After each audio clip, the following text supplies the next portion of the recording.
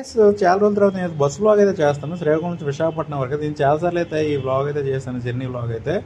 నేనైతే ఫస్ట్ అయితే నేను ఎక్స్ప్రెస్ బస్సులో అయితే వెళ్దామని అనుకున్నాను, కానీ బస్సు అయితే లోడ్గా రావడం వల్ల అయితే నేనైతే నాన్ స్టాప్ బస్సులో అయితే ఈ వ్లాగ్ అయితే చేశాను. గ్యాస్ ఫస్ట్ అయితే నేను ఎక్స్ప్రెస్ బస్ టైం చూసినట్లయితే శ్రీకాకుళం నుంచి ఉదయం 4:45 నుంచి రాత్రి 8 గంటల వరకు బస్సులు అయితే అవైలబిలిటీగా ఉంటాయి. కానీ నేను నాన్ స్టాప్ అయితే బస్సు అయితే ఎక్కాను కదా, మనకైతే సిట్టింగ్ అయితే ఈ విధంగా ఉంటాయి. నాన్ స్టాప్లో అయితే మాత్రం మనకి టికెట్ రేట్ వచ్చేస్తే మాత్రం 175 రూపాయలు అయితే పడుతుంది. గ్యాస్ నేను ఎర్లీ మార్నింగ్ జర్నీ చేశాను కాబట్టి కొద్దిగా అయితే బస్సులో మా ఎండ కూడా మనకు ఉండడం వల్ల నేను ఎటు నీడకుండా కూర్చున్నాను బస్సులో అయితే. నేను ఉదయం 7 గంటలకి అయితే బయలుదేరాను కాబట్టి ఫుల్ అప్పుడు కూడా ఎండ వచ్చేసింది.